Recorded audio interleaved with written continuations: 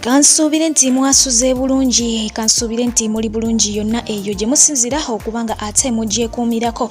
Olunaku olwaleero ngenda kubanga ate ntandika n'amawulire gannaku era nga g'omwami amadde amanyiddwa nga Dennis Nsimbi. Ffenna ono tubadde tumumanyi bulungi, ababadde basinga okubanga mulaba program za mwasuze mutya, abalaba channels ez'enjawulo. Omwami ono babadde nga bamukyaza, SB4 yamukyazaako n'abeera nga ayogera ku mbeera gye yali ayitamu. Mu kusookera ddala bw'ati bwe yali afaanana, naye ate kigambibwa nti yalumbibwa ekirwadde ekya kookolo w'omu magumba oba kansa w'omu magumba, ate nekibeera nga kimufufugaza okutuusa ku saizi eyo gy'abadde aliko essaawa eno oba kwafiiridde, era ng'ono abadde akozesa eddagala buli lunaku ate nga libadde nga lya bbeeyi. Wabula ate abamu bo babadde bagamba nti ono alabika tabadde kansa, omusajja ono nti yandibanga yali yalogebwa. Buli omu aba n'endowooza ye ku nsonga emu oba endala, naye nga mu byonna tusabire omwoyo gwe Mungu abeere nga ate agulamuza kisa ne famire ye ayongere okubanga agigumya kubanga alesse abaana n'omukazi.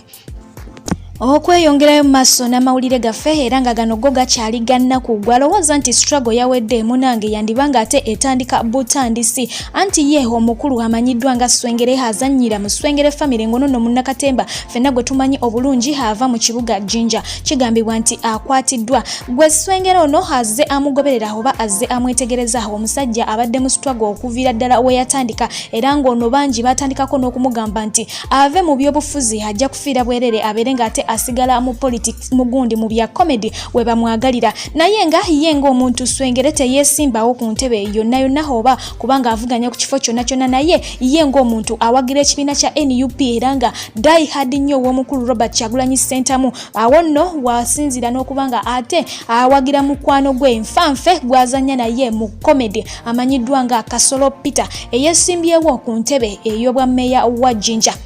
Webakwatidde Swengere kigambibwa nti bamujja ku polling station emu we babadde bakubira akalulu. Gwe wenna abadde takimanyi olunaku olwaleero akalulu kabadde kakwajja mu kibuga Jinja kokubanga ate balonda meya, ate nga omukulu ono Kasolo y'omu kwabo abavuganya era nga yakwatidde NUP bendera, naye mbu Swengere abadde adifendinga akalulu ka mukwano gwe. Bwe batyo ne bamutwala kiwalazima awatali wadde omusango gonna gwakoze, ne babanga bamupakira mu mmotoka yoga nga bamwolekeza Nalufenya gye kiteeberezebwa okuba nti saawa eno gyali.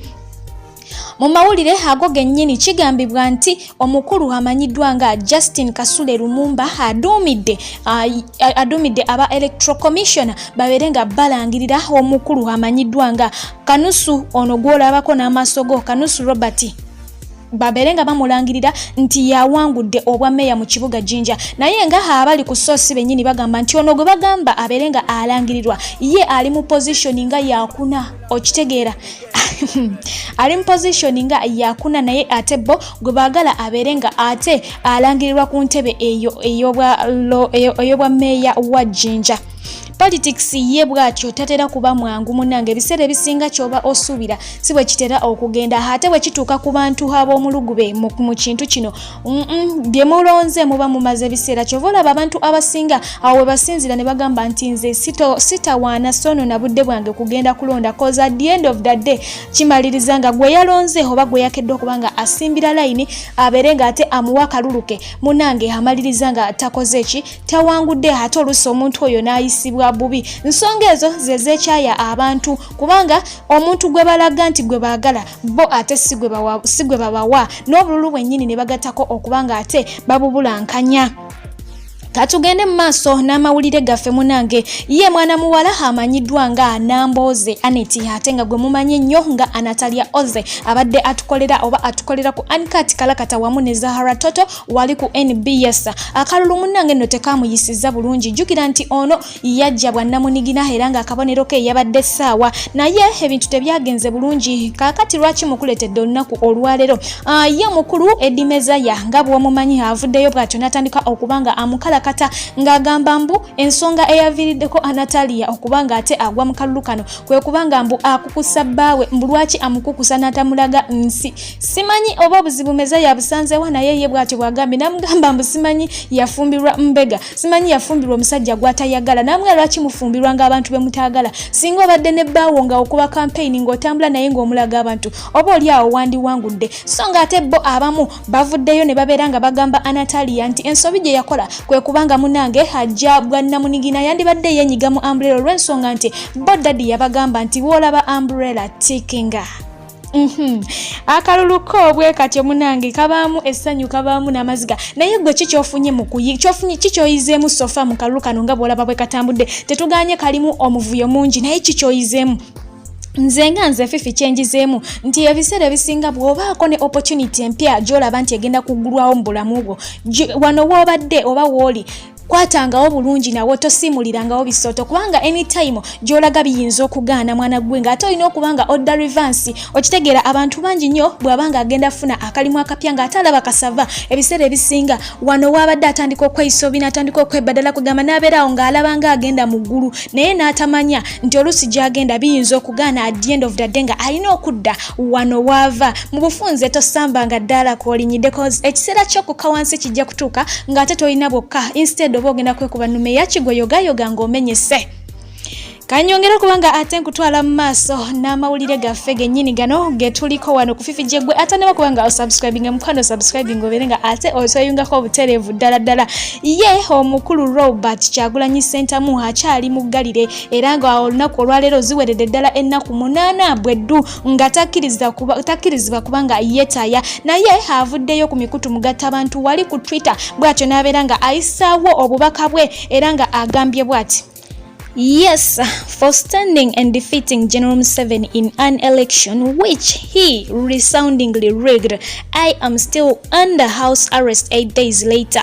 I thank all friends in Uganda and abroad who continue to stand with us until we put an end to this indignity. Uganda will be free. Mu byonna kyabadde agezako kubanga ate ategeeza nti agezako okwebaza Banauganda mwenna abali mu ggwanga ko nammwe abali wabweru abasobodde okubanga muyimirira wamu okulwanyisa ko wamu n'okuwangula omukulu ono Museveni eyabbye akalulunga n'ensi yonna ekimanyi bulungi nti yakabbye era n'abagamba nti mukyayimiridde wamu ate nga akyali mu nnyumba akyagaliddwa okumala ennaku kati 8 mulambirira naye nga ye abadde ayisaawo kwebaza kwe mu bufunze yebaza Bannayuganda mmwe abayimiriddewo naye mu struggle eno okitegeera. So kati muganda wange gwe ali eyo yongera okubanga ate osaamu essaala gwe wenna awagira ekibiina kya NUP olw'ensonga nti ye omukulu tannaba kubanga ateebwa. Waliwo olugambo olwabadde luzunga nga womanyi olugambo nga lugambibwa mbu yadduse mu nnyumba naye huuyo akweyogereddeko n'akugamba nti akyali mu nnyumba okumala ennaku kati 8 bweddu. So kati mwe ababadde bagamba nti yadduse mu nnyumba tannaba kubanga adduka wali talina waayita olw'ensonga nti maje everywhere bajasi basirikale everywhere beetoolodde awo naye nga kansooke nkulageko ebyabaddeko mu kitundu ekimu awo olabe. Bino byonna ebintu bye mulaba n'omukyalo ono bino byonna bya Robert Kyagulanyi Ssentamu President Bobi Wine byonna diara forms zonna weziri wano ballot papers bazireka wano wetwalondera wennyini buli kimu tebaatawaana tebalina kye baatawaana kutwalako byonna tubisanze wano eno tewali kintu kyonna kye baakwatako ku bintu bya mukama waffe Robert Kyagulanyi. Eyo bo bwe batyo bwe bakoze olwamaze okubanga balondesa tebaatawaanye kubanga ate batwala bivudde mu kulonda basudde busuuzi omwo ne baleka awo. Ebyo bye bimu ku bye mbagambye nti z'ensonga lwaki abantu abamu bagamba nze simala budde bwange kugenda kulonda byebyo batutta obudde bwabwe basimbye line bakoze buli kimu kye babagambye naye ne bajjamu results z'omukulu Robert Kyagulanyi Ssentamu zonna ne baleka awo tebalina kye batwala bo ne baforminga results ezaabwe mu bitundu ebimu biri eyo mu district y'Embale kigambibwa kigambibwa nti omuntu omu yekka yalabiseko ku polling station abantu bo bakoowu abadde omu yekka naye katawo tekikugaana kulangirira nti obululu 5 bwe bwavuddewa mu kifo ekyo. Anyways katugende mu maaso ye omukulu Patrick district Kanyomozi Bawalaki Mbabazi Ombwati avuddeyo n'abeera nga ate yebaza omukulu Robert Kyagulanyi Ssentamu ng'agamba nti ono asikiriza emijiji emito ku ngeri gy'abadde tasuubiramu. Kino kiddiridde oluvannyuma lw'omwana mulenzi omuto ddala amanyiddwa nga Martin Ssejjemba okuvaayo n'abeera ng'ate awangula obwa chairman district chairman Mpigi district na ku myaka 28 gyokka n'agamba nti ntaba kuba Bobi Wine bano abaana bandibadde nga bino ebintu tebabyegomba nga bali mu birala bali mu babundo. Anyways eyo nga tuvuddeyo gwe agoberera bali abakulu abamanyiddwa nga ba anonymous bo bwe batyo bavuddeyo ne babanga ate booleka ebimu ku ebyo ebize bikolebwa gavumenti ya Uganda. Nakugambye bagambye nti bamuwadde sabbiiti 2 weeks 2 bweziti naye wenjogerera batandise okubanga batinkula ebintu ebimu era nga bagudde mu transactions ezenjawulo ne bank accounts ezenjawulo nga bagamba nti omukulu ono gwolabako n'amasogo amanyiddwa nga Charles Bukwa bw'abasinga omungi tubadde tetumumanyi bowe batyo bagambye ne bagamba nti omukulu ono yakola ogw'okubanga ate addukanya sente ezo ba accounts ezo amanya gasinga gali mu accounts ze nga bachanga sente era awo wennyini n'ategeeza nti Uganda erina omukulembeze akyasinze okuba nakyemalira mu Africa y'omu kwabo bakyasinze okuba bannakyemalira mu ggwanga eri Africa. Naye kamberekereze mu ddakiika eno atakuumira mpeera yongera okubanga abankuumira mbagala nnyo